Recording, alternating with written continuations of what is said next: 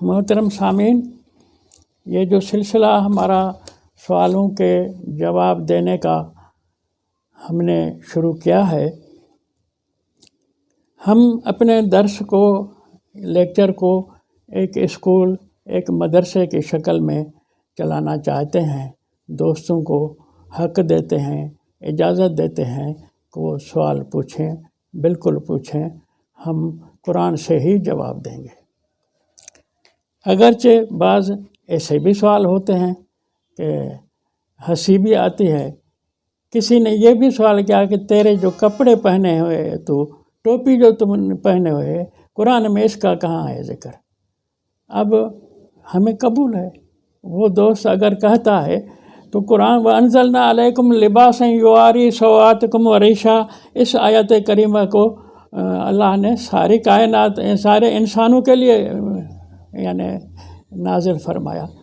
फिर इसमें अजीज़ुल्लाह रह गया जिसके कपड़ों का आपको फ़िक्र है कि उसका कुरान में ज़िक्र नहीं है, तो ठीक है, तुम खुश हो जाओ, कुरान में मेरे कपड़ों का ज़िक्र है, आपको कोई खुटका न होना चाहिए।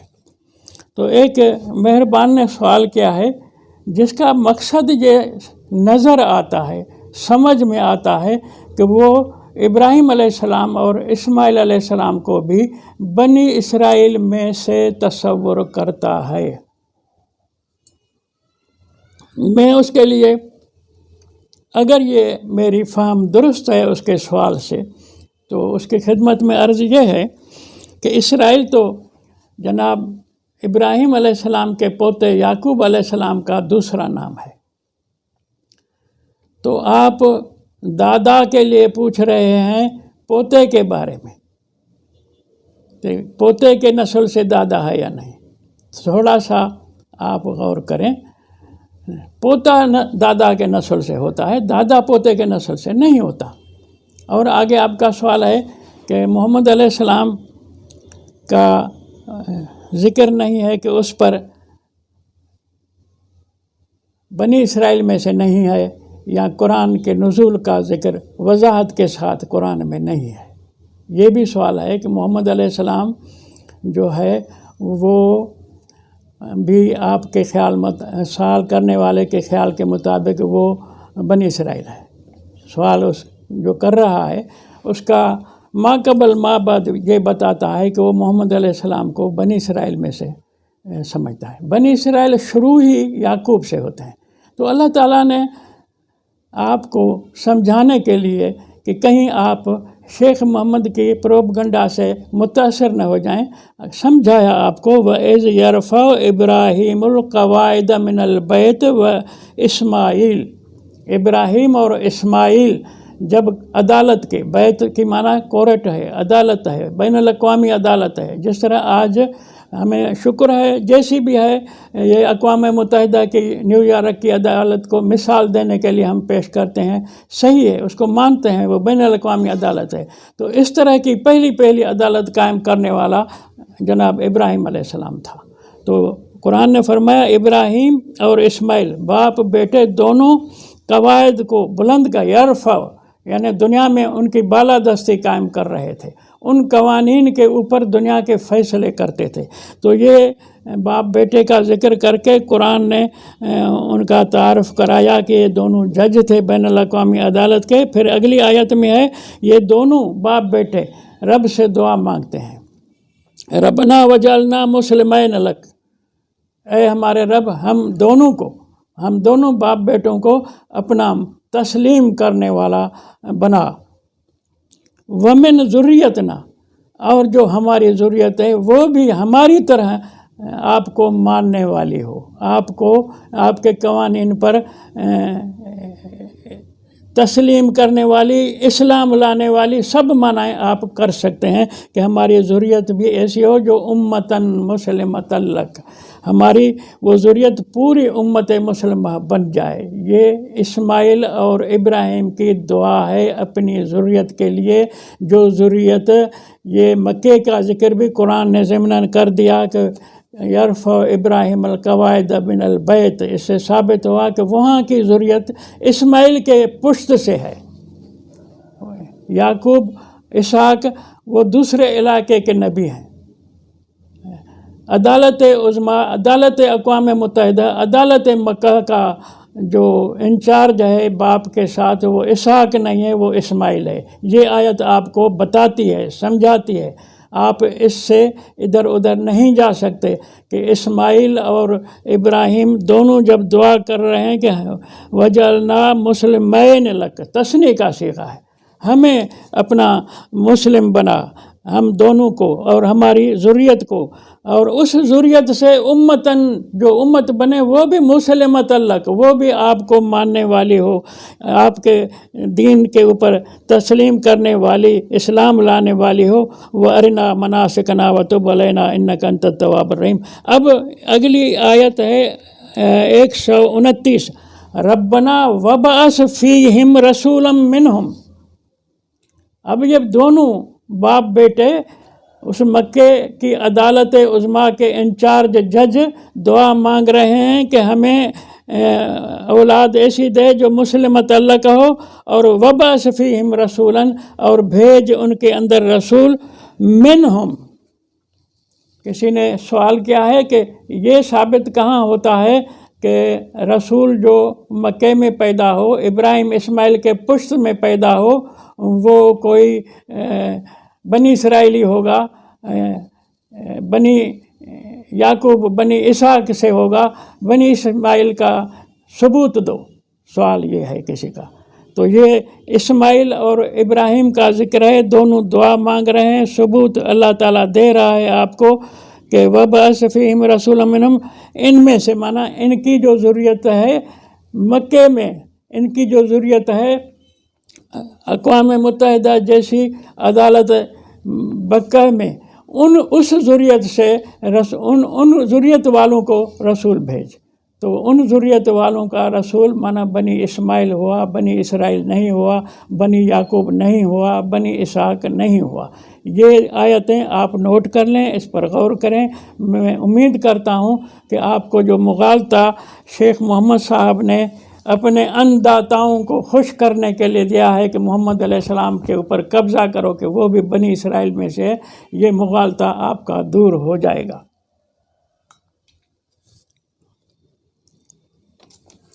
اب یہ کہنا، یہ بھی سوال ہے اس میں کہ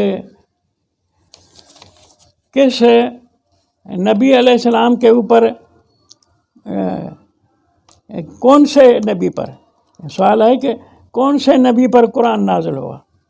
اب ابراہیم اسماعیل نے دعا مانگی کہ ہماری جو نسل ہے اس بیت مکرم، بیت معزز، بیت عدالت مکہ میں، اس میں رسول بھیج، دعا یہ تھی۔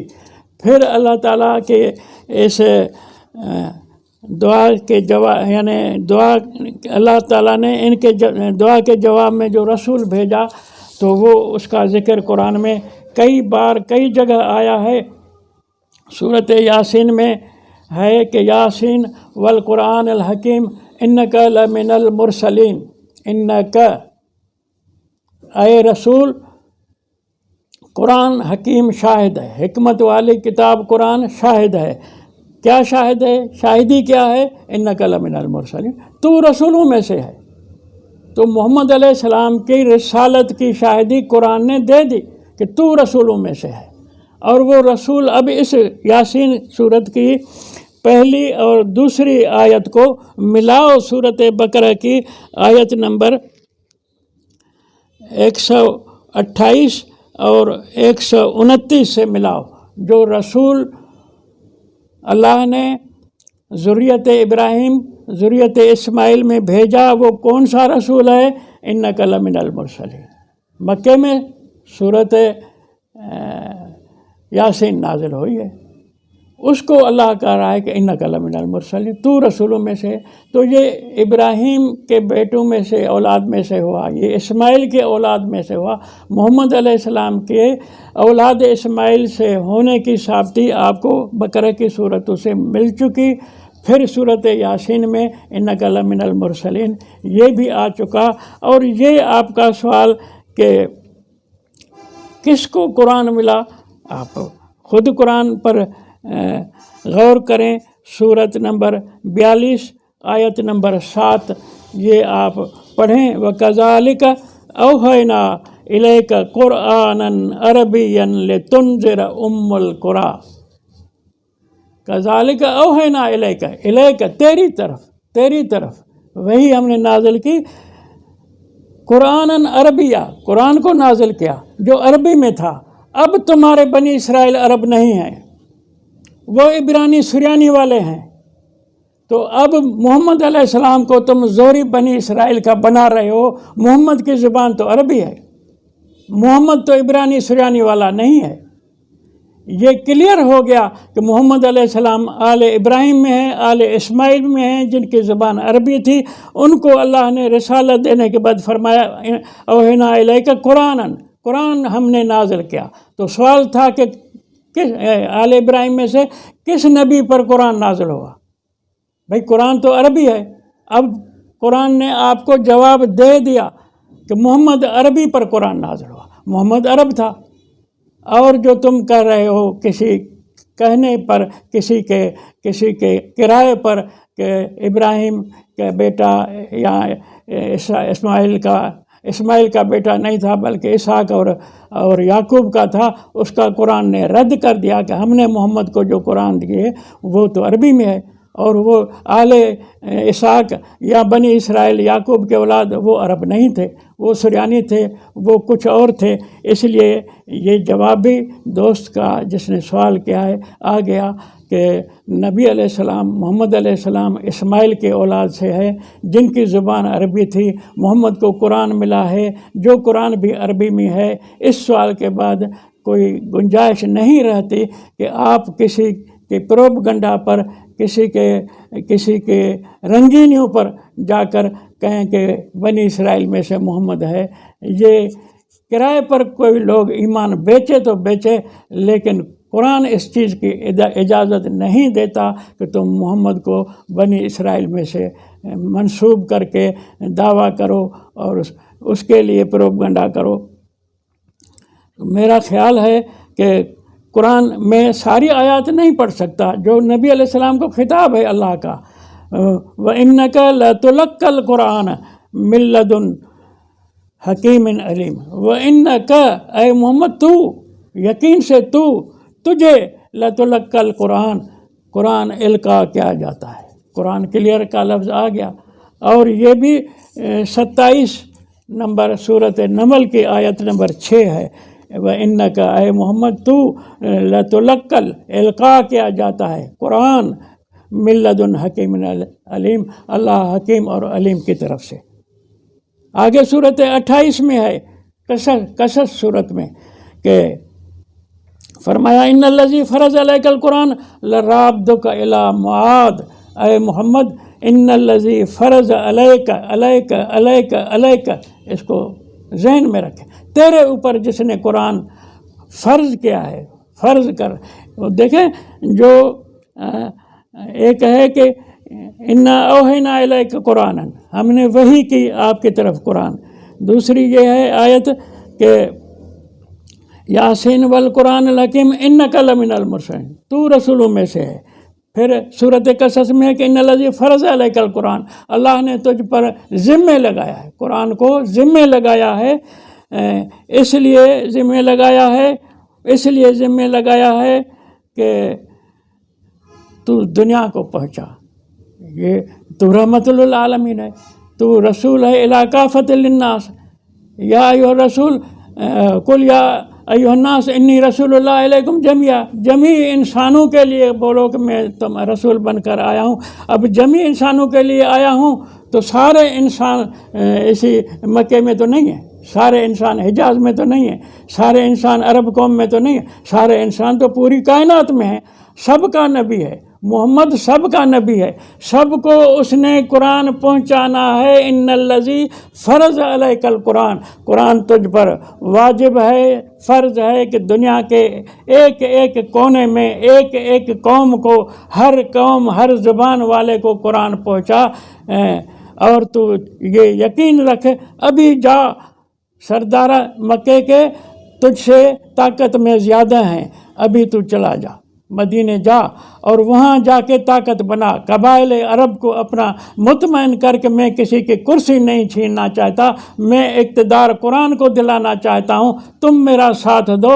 اور جب تیری نفری اتنی بن گئی باہر کے قبائل میں، پھر حملہ کرنا مکے پر اور تو غالب ہو جائے۔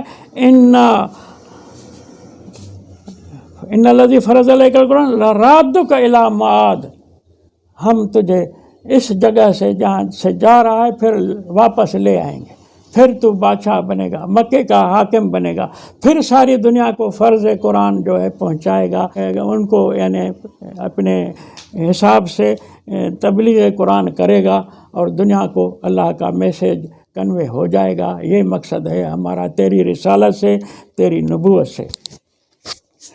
جو دوست پریشان ہیں کہ قرآن کا کلیئرلی کہاں ہے ذکر کہ وہ محمد پہ نازل ہوا ہے، یہ آیات آپ غور میں رکھیں اور سوچیں سمجھیں کہ اللہ خطاب کر رہا ہے، انک لتلقی القرآن، تحقیق تو القاء کیا جاتا ہے قرآن کا، قرآن القاء کے ذریعے ہم تجھے دیتے ہیں۔ وَإِذَا قَرَأْتَ الْقُرْآنَ فَاسْتَعِذْ بِاللَّهِ مِنَ الشَّيْطَانِ، محمد علیہ السلام کو اللہ کہہ رہا ہے کہ جب قرآن پڑھے شیطان سے پناہ مانگے، اللہ کے پناہ میں آنا شیطان سے۔